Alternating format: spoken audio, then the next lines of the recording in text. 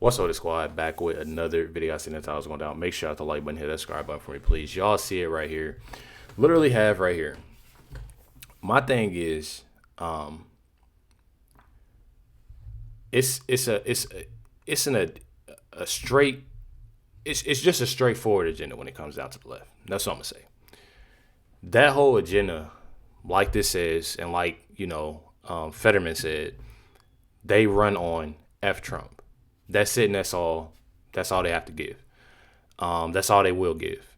And me, truly, I feel like so many people have something to say about it.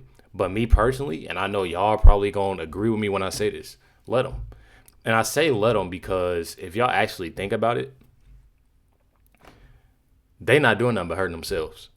Because people want to be able to see change instead of it's only gonna get older and older as you continue to say F Trump, we don't like Trump, Trump this, Trump that, Trump this. When it's all said and done, and obviously we thinking JD Vance, he's moving in, then what is it gonna be? So that right there is not helping the left at all. It's only pushing voters away, their supporters away. But then again, that's what it is. Check it out. Greg Gutfield, Jesse Waters, and the rest of the Talk to men. Well, try to be normal. But you notice he couldn't even do that when he was talking. Mine is Jessica Tarloff. Talking about it, the first thing out of his mouth is talking about, well, there's misogyny and sex abuse. And it's like, you lost us. See you later. We're out the door. They can't be normal because they forgot what normal is. They only appear normal come election time. I said it before. If Democrats act like it was election time every day, they'd be normal. But they don't. They could be pro-cop and anti-chaos every day, but they pull the wool over our eyes for like a couple of weeks, telling us, hey, we're normal, you'll like us, and then they go back to their radical stripes. They can only take a shower to wipe the radical filth off maybe once every 2 years, and then now they're realizing it's so crusty that they can't get it off on time, and we see how left-wing you are. They could learn from Trump in a very simple way. When he entered politics, he changed the system. The system didn't change him. It's the secret to your success. He didn't become a Republican to be more like a Republican. He became a Republican so the Republicans could be more like him. And when I went to the state dinner with Jesse Waters. Exactly, and I feel like so many people miss that. I truly feel like so many people miss that. And that just goes to show you on how powerful President Trump is. And not to say that's a bad thing. Not to say that how people say, this is your king and is that. It literally just goes to show you that who's actually smart in the way that they move. Think about this. You had somebody that everybody loved back then. But as soon as I guarantee, I almost guarantee it can be somebody, and I'm obviously not gonna compare nobody to Trump, but that's just the way that things work. I've seen so many people that communicated and loved Trump that obviously, again, don't like him. I literally, it was a clip of Joy Behar. Joy Behar, she plays this whole card that she just hates Trump. Me personally, I think that a lot of people, I think me personally, and y'all probably not gonna agree with me, but I feel like a lot of people on the left truly loves what President Trump is doing. They just don't want to say it. Me personally. Great time. Thank you for taking me as a date. You're welcome. I spent time with Sean Duffy, Marco Rubio, Speaker of the House, Mike Johnson, Hegseth. When you're talking to these people, these are not trad Republicans. They have an energy that you've not experienced before. You can call it MAGA, you can call it Trumpy. It's not. It's a kind of confidence, brash and real. It didn't exist 15 years ago. Trump is basically saying, yeah, you can tell roast jokes at a roast, but it's more interesting if I tell roast jokes at a press conference. You can bash the refs at a basketball game, but I'm going to do it at a debate. So what he's doing is he's bringing elements of real life into something that was supposed to be immune from it, and he's changing the way it is. Democrats can't do that. They don't know because they don't know what they are. Yeah, they're panicking, Kennedy, at the thought that the institution looks different, is different now, while scrambling to protect their institutions of big government and education and the like. What do you think about these voices? Is it going to work? Are people going to listen to Warnock after they decipher his? No, because I want to pick up on two things that Greg said, because I think he's really right about the fact that they only come out and say stuff like this when it's convenient right before an election, and that makes it naturally inauthentic. Like if you say something like this when you're not in fear of losing your post as a politician, then you're a lot more believable. But if you're only saying it to get votes from a part of the electorate that you're hemorrhaging, there's something about it that is just phony. And, you know, Fetterman's absolutely right that they need to figure out a way to be a party outside of TDS. And, you know, they have capitulated. They've capitulated to progressives. And if you decide to capitulate, then you have given up any moral ground or anything that at one point moored you to an interesting philosophy or worldview. And after hearing John Fetterman, and you know, we wrote him off when he was having his health troubles and when he was running for Senate initially, but he was one of the few lonely, rational voices that is being completely marginalized by his party. And that's the dumbest thing they could do. They should listen to the advice that he has. And, you know, every time. But that's the thing that they're not going to do. They're not going to listen to the advice that he has or listen to what John Fetterman, you know, is saying, because they look at him so much as a traitor. They look at him so much as, oh, he's going back. No, it's not that. It's the simple fact that right is right, wrong is wrong. And when you put it that way, and that's what I truly look at. If you're seeing that truly, that things aren't that well and this, that, and the other, and it gets called out, that's what it should be. They're looking at the simple fact, everything that President Trump does, everything that the Trump administration does is completely wrong. But my thing is, y'all look at so much of this wrong. Nobody said nothing when it came to the Biden administration, which I, again, truly have a problem with. I see him say things like that. It reminds me of Harold, and Harold has to find a Fetterman. Fetterman. Harold, I've noticed as well, as everyone has, that the Democrats are also ascribing that label to any Democrats that dare to work with President Trump or be open to bipartisan ideas. It seems like they're really enlarging that rift. There is no commitment to narrowing it whatsoever. Well, I differ there. I think that we suffer in our politics from a deficit of either side wanting the other side to work with one another. And there's no doubt Democrats get beat up a bit for working with President Trump. But let me level set this a little bit here. Raphael Warnock has won. But I also feel like that's like, when you say it that way, it's because of things that they say and the things that they do. And I'm not saying that you have to bow down to President Trump, but I look at the simple fact of, you want respect, you have to give respect. You know what I'm saying? So saying that this should happen to President Trump, or let's not talk about, you know, and have so much of violence, but still inciting it.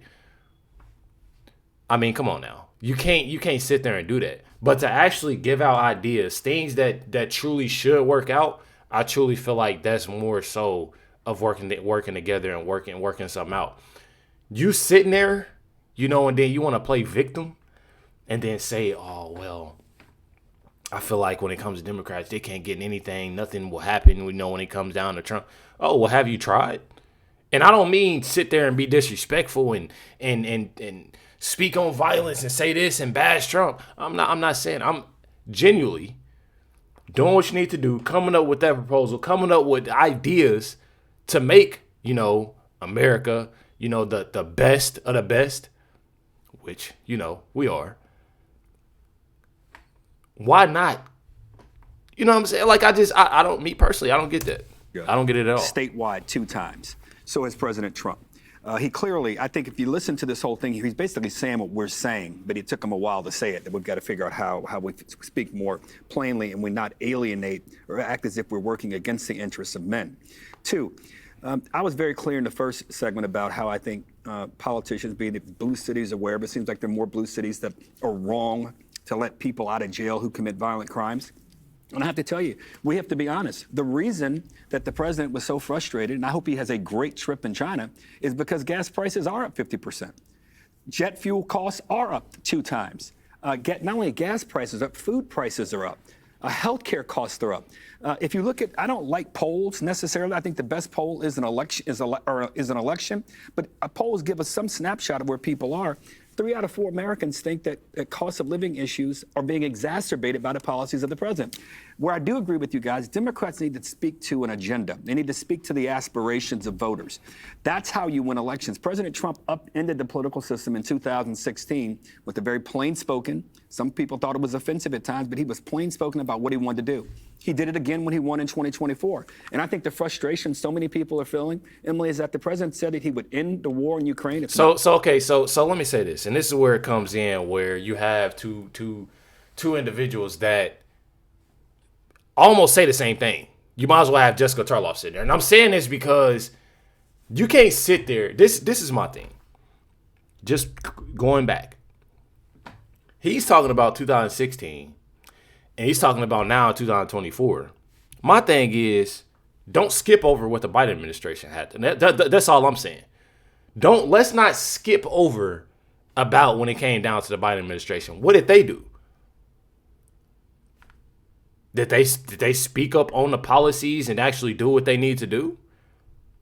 Because President Trump is cleaning it up now. That's what I don't get. You can't sit there and skip over the Biden administration on all the things that they didn't cause, all the things that was done, and then say, oh well, President Trump, he's people are mad because this, that, and other. Why wasn't they mad at the Biden administration? Why wasn't they speaking up on that?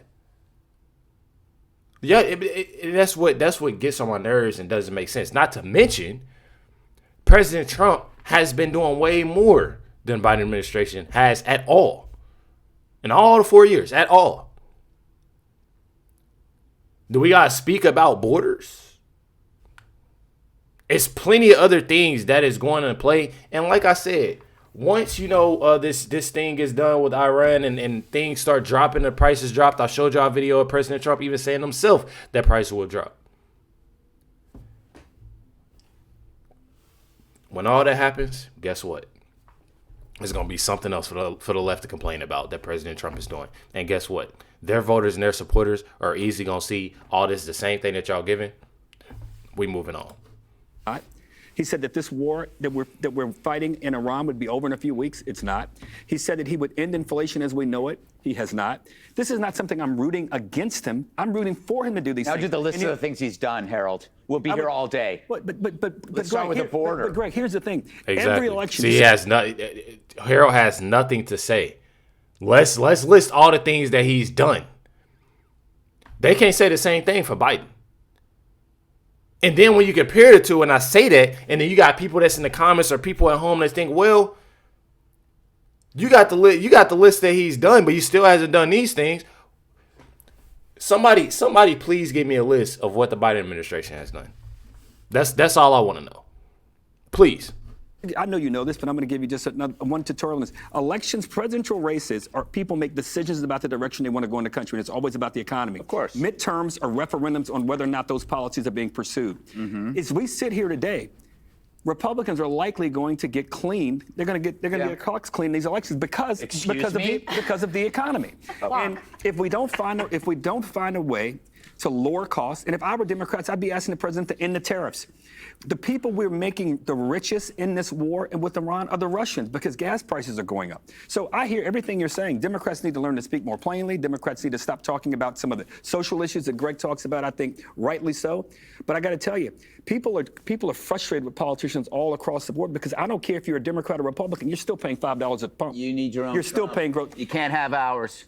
Well, he's not doing great right now. I like him, but he's not doing great right now. My prices are up. Jesse, also not just plain speak to men, but maybe not vilifying them. Maybe not calling them toxic just for existing. Well, men, I know what they hate. They hate being lied to.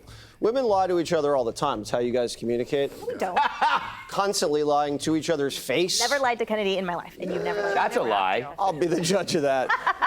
And so, because men have honor, and so it insults our honor. Ridiculous. when you guys lie to our face. And then it also insults our intelligence, too. When you say walls don't work or there could be 17 different genders, we're like, all right, you guys are crazy. We'll be over here. Let us know if you need help with anything. And we offered help. We offered to build a border wall and to throw away the criminals, and they didn't want to do it. So we're like, okay. I also agree with Fetterman that we don't like women using the F word. When it's F Trump, it's just, it's not ladylike. Maybe the camera on her. Ladylike. Don't put the camera on I me. try not to hear half the things you say anyway. Who are you talking to? There is talking to women. Oh my God. And there's also something very effeminate about complaining about a guy your whole life. The whole party complains about this guy, and it kind of makes other guys be like, all right, I've got to get this guy's back if all these people are friends with It's snitching. not like that white lady didn't want to send a black guy to jail. I mean, you want to protect. What are you talking about? Yeah, you know what it is? It's boring. It's like long COVID. Can I use your practice of remember the scene in Animal House? I'm gonna tell y'all something. What Jesse is saying is completely correct, and what I've been saying for a minute now, and what y'all probably have been saying too. You look at the same thing of saying F Trump, having that TDS, having your whole agenda, your whole to basically hate on Trump. And this is a question for the individuals that obviously don't like the videos that I put out and like me, obviously. How is that going to help you? If you so much of supporting the left and supporting, I'm not saying that you need to just be and just leave. I'm not saying nothing. I'm just genuinely asking you, how is that going to help you out when their main agenda is that? They're not talking about nothing or doing anything. They're just trying to they're literally making it worse and worse for you each and every day by doing these things. So would you rather support and understand on really, truly what's going on, what's actually getting done, or would you support somebody that is constantly bashing somebody, not literally YouTube, and not doing anything at all? That's stuff that people need to think about. It's simple. Like I've always said, it's common sense. Hit the like button, hit that subscribe button. Stay tuned for the next video dropping tonight. Catch y'all next one.